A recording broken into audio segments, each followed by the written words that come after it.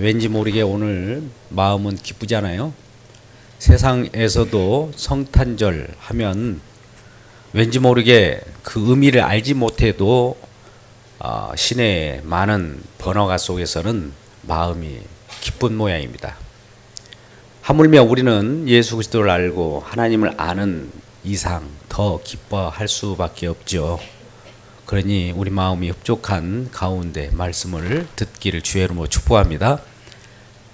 아직 마음이 그래도 축복하지 못한 것 같아요. 다시 한번 인사할까요?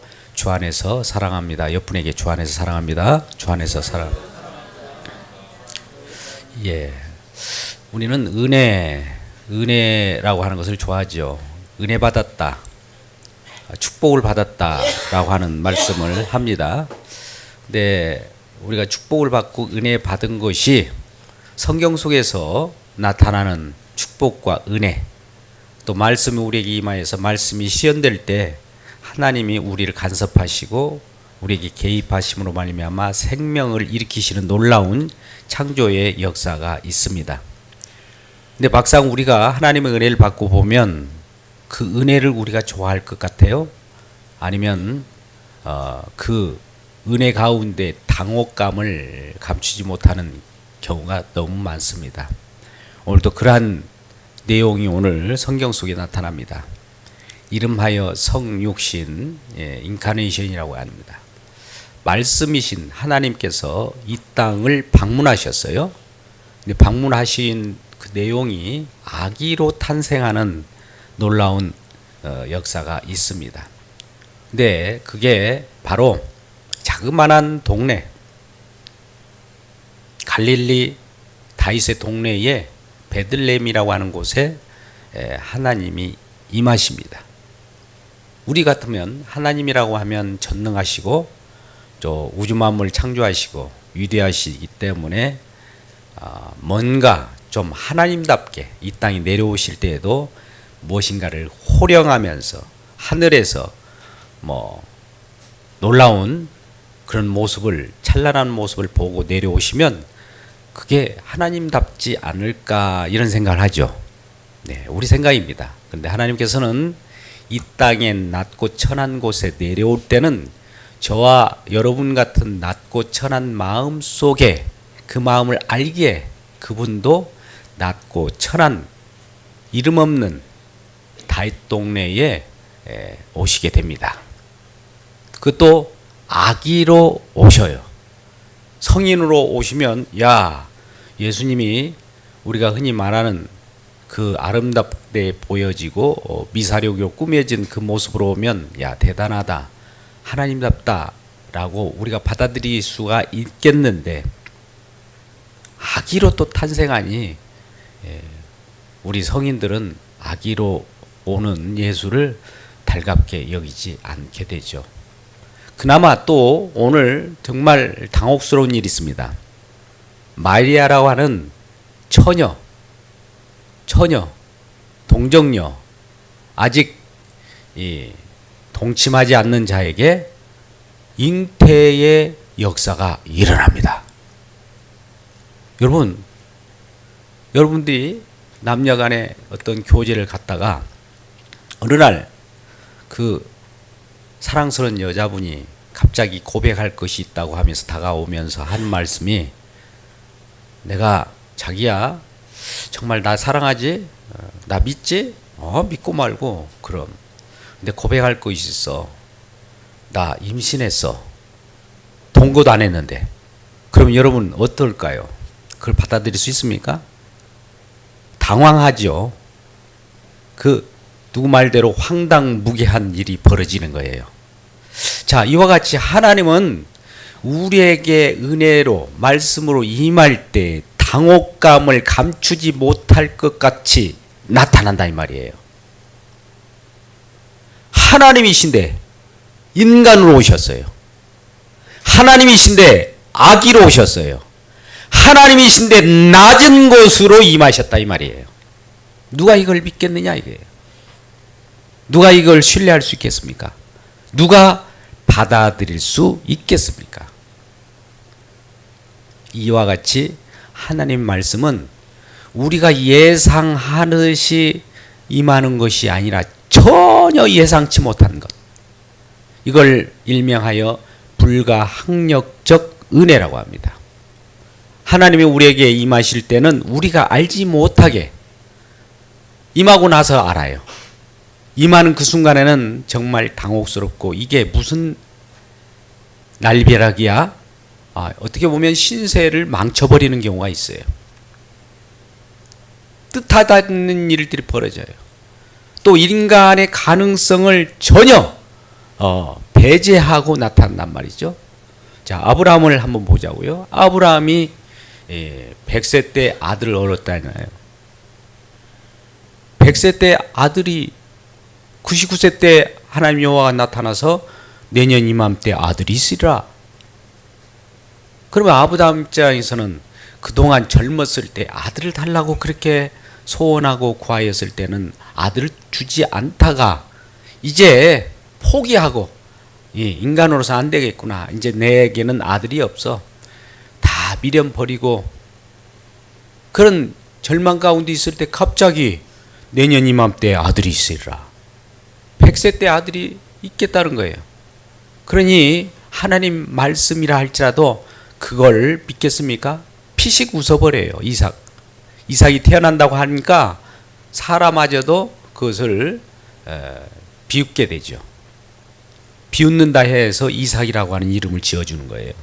너 비웃었지? 그러나 말씀은 그대로 실현된다는 것을 내가 너에게 보여줄 거야 하면서 이듬해에 아들을 잉태하게 되는 거예요. 깜짝 놀라. 하나님은요, 우리의 가능성을 가지고 무엇인가 더 나은 것을 만들어내는 것이 아니라 없는 데서 있게 만드십니다. 또 있을지라도 그것이 잘못되었으면 부정으로 돌려버리고 새롭게 탄생시키는 놀라운 은혜가 있는 겁니다. 세례 요한을 보시자고요. 세례 요한의 아버지가 사가랴입니다. 제사장이죠. 아들이 없어요. 다 늙었어요.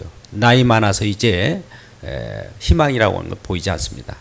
근데 갑자기 천사 가브리엘이 나타나서 너에게 아들을 주겠다. 그러니까 그 말을 믿겠습니까? 아이고 무슨 말씀을 그렇게 하세요? 이런 저항을 했어요. 그러니까 하나님이 천사가 그에게 벙어리를 만들어버려요. 입 다물어! 하나님이 하신다는데 네가 왜 안 된다고 하느냐? 벙어리를 만들어버린 거예요. 그러고 나서 세례 요한이 탄생합니다. 세례 요한이 탄생할 때 이름을 지어라고 하는데 이 사가랴가 그때 입을 방긋하면서 요한 하는 거예요. 그때서야 벙어리가 풀리고 말문이 열려버리는 겁니다. 하나님의 역사는 이와 같은 거예요. 이 세상 우주 만물을 창조하신 그분이에요. 창조주입니다. 여러분 우주가 얼마나 광활한지 아십니까? 아직도 우리가 별이 몇 개인지도 모를 뿐만 아니라 별의 빛이 우리 지구, 우리 눈에 아직 도달해서 알지 못하는 별들도 많아요. 도달해야 우리 눈으로 감지하는 거 아닙니까? 이 우주 광활한 우주를 창조하신 그분이 또 창조했을 뿐만 아니라 이 피조 세계 속으로 들어오시겠다는 거예요.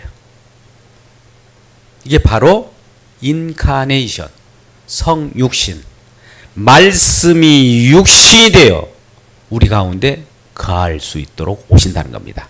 창조하시고 하나님의 자녀들과 함께 살기 위하여 찾아오신대요. 요한복음 1장 14절에 이렇게 말씀합니다. 말씀이 육신이 되어 우리 가운데 거하심에 그 영광을 보니 아버지 독생자의 영광이요 은혜와 진리가 충만하더라. 이 내용 원을 보니까 구약 때 우리는 출애굽기 40장 35절 이하의 말씀 보면 모세가 성막을 짓습니다. 하나님의 명령대로 식양대로 다 짓고 나서 다 필하였다. 준공허가를 딱 내는 거예요. 그 순간에 여호와의 영광이 구름 가운데 임한 거예요. 그 성막 회막에. 그래서 모세가 그 회막에 들어갈 수 없을 정도로 그 영광이 찬란한 겁니다. 하나님이 하늘 세계에서 이 땅으로 방문하면서 우리와 함께 그 성막 속에서 같이 살려고, 저와 여러분과 함께 동거하시려고 이 땅에 오신 거예요. 그래서 그 하나님의 이 땅의 방문은 말씀 자체이신 하나님이 육신으로, 말씀 자체인 하나님이 사람으로, 말씀 자체이신 그분이 천한 이 땅에 들어오실 때에 이름하여 예수라 하라라고 하는 겁니다. 우리 예수님은 본래 하나님이셔요. 이 땅에 우리와 저와 여러분을 만나기 위하여 인간이 되신 거예요. 인간의 마음은 인간들이 알잖아요. 그래서 하나님도 인간으로서 배고픔을 알고 슬픔도 알고 고통도 직접 체험해야 저와 여러분을 도울 거 아닙니까? 그래서 예수라 하라. 오늘 말씀 한번 보겠습니다.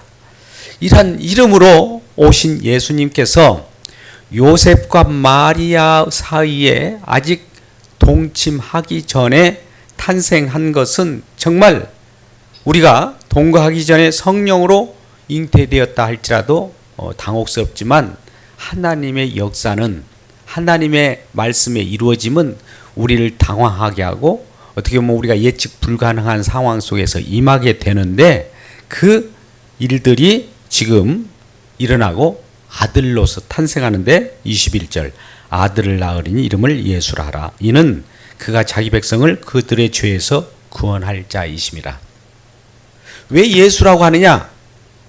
자기 백성을 저희 죄에서 구원할 자라요. 여러분, 우리는 왜 멸망당합니까? 왜 사망이 왔죠? 왜 죽음이 왔습니까? 우리 로마서 6장 23절 말씀 같은 경우를 보면 죄의 싹은 사망이에요. 죄가 오므로 죄가 싹을 주게 되는데, 사단마귀가 주는 그것은 멸망이요 사망이라 이거예요. 그러니까 누구나가 이 땅에 태어난 사람 치고 다 사망으로 가는 그러한 노정 가운데 있어요. 묘지로 향해 가는 행렬들이라 이 말이에요. 이런 모습을 보신 하나님께서는 우리들에게 긍휼히 여기서 불쌍히 여기사 독생자 예수 그리스도 아들의 이름으로 이 땅에 오셔서 저와 여러분을 살리려고 하신다 이 말이죠. 그래서 예수라 하라.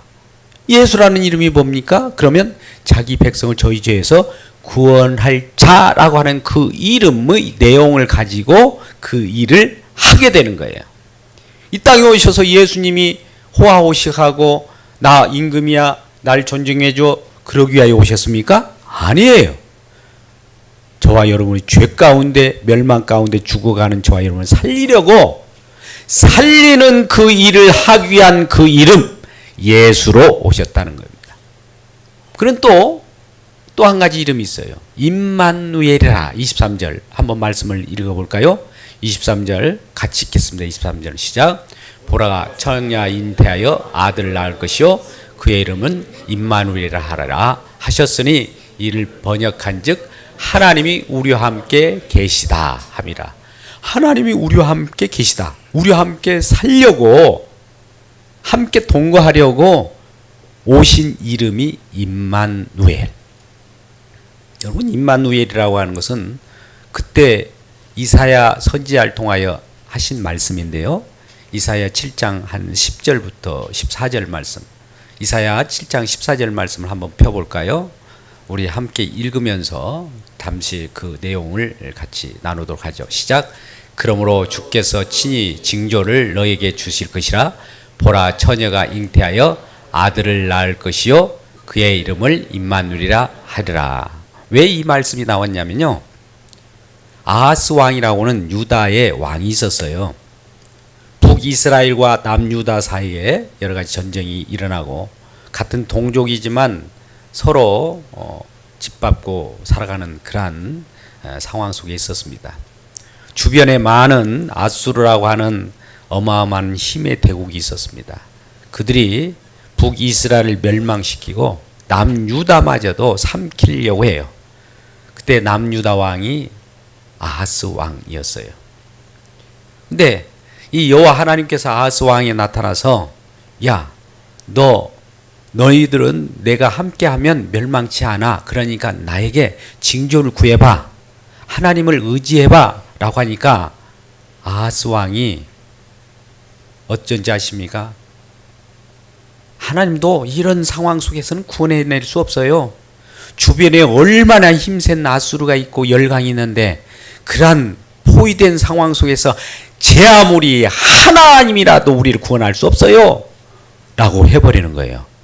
그럴 때 이사야가 나타나서 이 아하스 왕에게 징계하며 꾸짖으며 얘기하는 겁니다.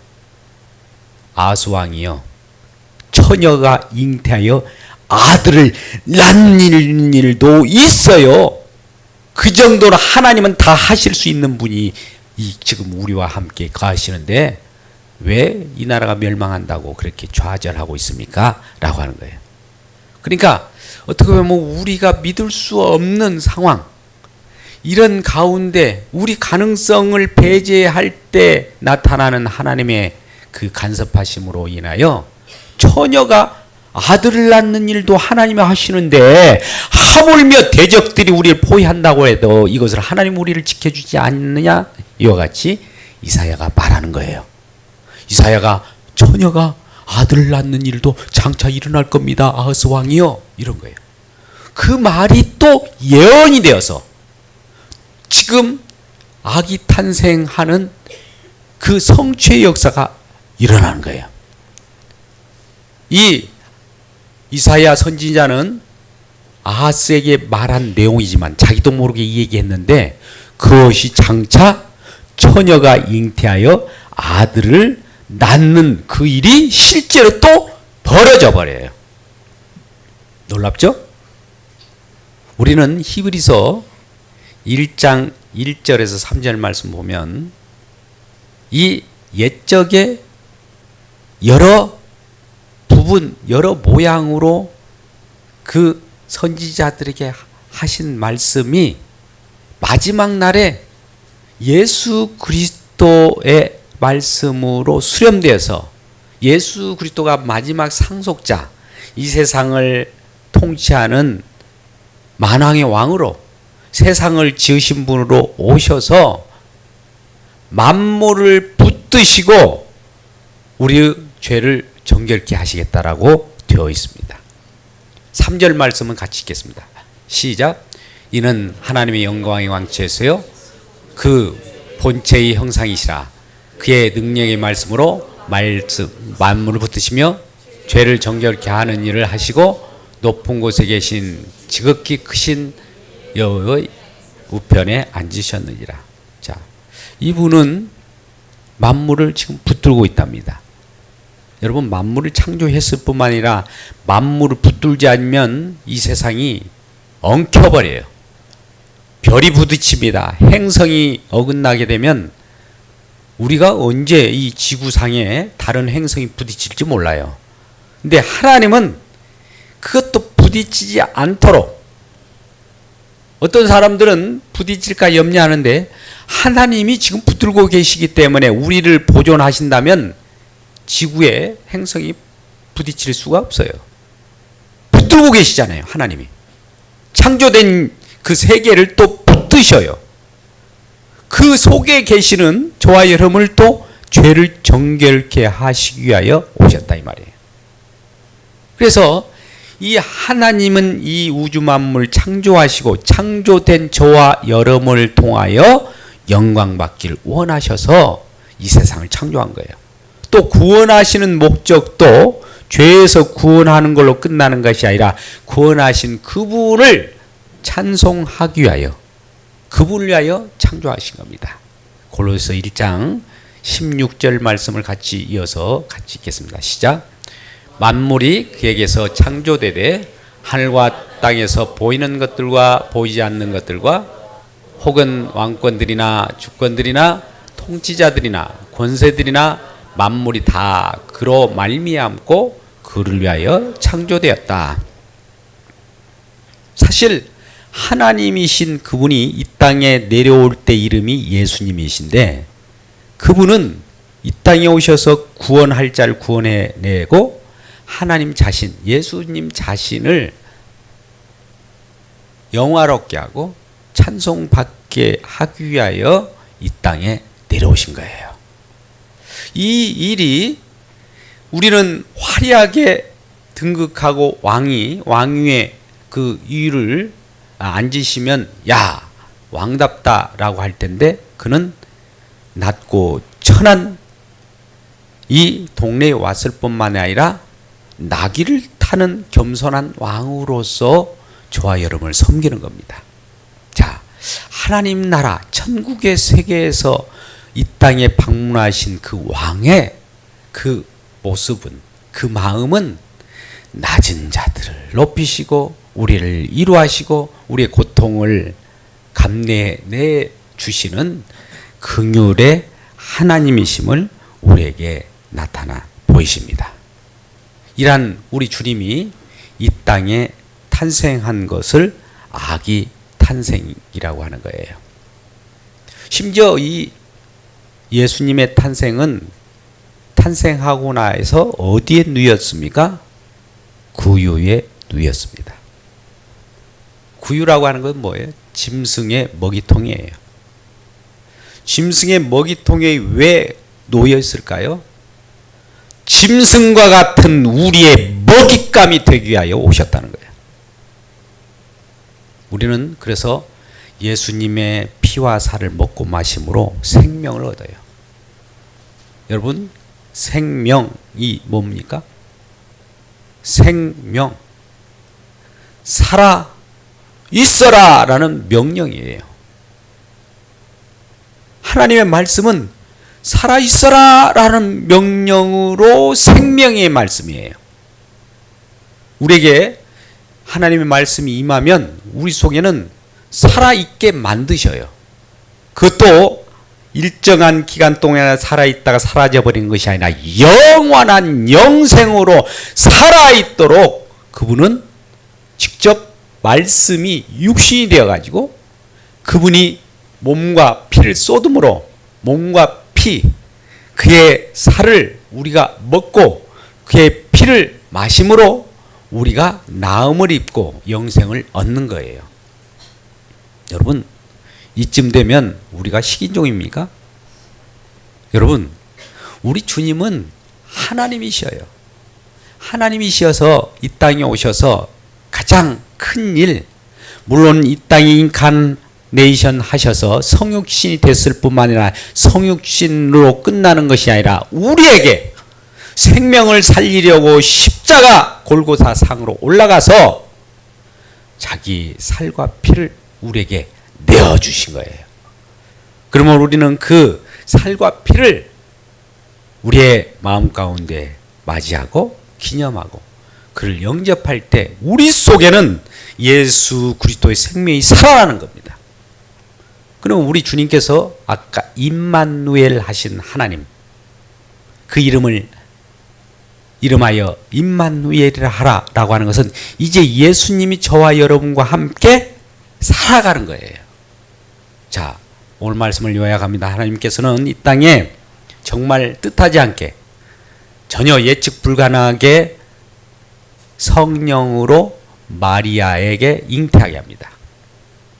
그러면 누가 이것을 좋아할 사람이 있겠습니까? 정혼한 남녀가 갑자기 여자에게 성령으로 잉태했다 오면 그것을 좋아할 자가 있겠습니까? 그러나 하나님의 일이기에 우리가 믿을 수 없고 예측 불가능하다 할지라도 그 일은 일어난다는 거죠. 근데 그분이 하늘에서 이 땅에 내려왔을 때 이름을 예수라 했는데 그 이름하여 분야한 즉 자기 백성을 저희 죄에서 구원하는 일을 하기 위하여 오신 분이 예수다. 구원주다. 구세주다 이거예요. 근데 그분은 그대로 계시는 것이 아니라 구원했을 뿐만 아니라 우리와 함께 사신다. 천국 하나님의 나라에서 영원히 함께 살기 위하여 이 땅에 오셔서 방문하셔서 저와 여러분을 예수 믿게 해서 하나님의 백성, 하나님의 가족을 만드셔서 영원히 기쁨으로 즐거워하는 하나님 나라 백성 삼으시기 위하여 이 땅에 오셨다는 겁니다. 이러한 놀라운 주님의 말씀이 우리에게 임할 때 하나님 말씀은 능치 못한 일이 없다라고 하는 것입니다. 여러분, 인간의 말은 약속을 하더라도 어느 정도 약속에 신실한 자들은 그것을 꼭 지켜요. 근데요, 하나님의 약속은, 하나님의 말씀은 예언으로 우리에게 오든 말씀하신 그대로 꼭 이루어집니다. 할렐루야. 예수님께서 이 땅에 오시겠다고 예수님 오시기 전 한 600~700년 이사야 선지를 통하여 보라, 처녀가 잉태하여 아들을 낳으니 임마누엘이라 하라 라고 하는 내용이 600~700년 후에 그대로 꼭 이루어지는 현장이 다윗의 동네 베들레헴에서 아기로 탄생하는 일로 실현됐다는 거예요. 그대로 이루어집니다. 말씀한 바는 그대로 성취되게 되어 있어요. 우리 인간의 말은 변개할 수도 있고 어길 수도 있는데 하나님은요, 전능하신 하나님이에요. 무엇에 전능할까요? 말씀한 대를 지키는데 전능하신 하나님이에요. 우리가 전능하신 하나님 이렇게 기도하는데, 이 전능하신 하나님이라고 하는 것은 약속의 말씀을 이루는 데 전능하시다는 거예요. 그래서 우리를 구원하시겠다라고 말씀하셨기에 저와 여러분이 구원받아 버린 거예요. 우리와 함께 살겠다고 했기 때문에 그분은 하나님 나라 천국에서 저와 여러분과 함께 동고동락하며 영생을 얻는 그 은혜가 있게 되어버린 거예요. 이러한 놀라운 은혜를 이루어내시고 또 주시는 우리 주님을 섬기며 살아가는 귀한 성탄주일 되시기를 주님의 이름으로 축복합니다.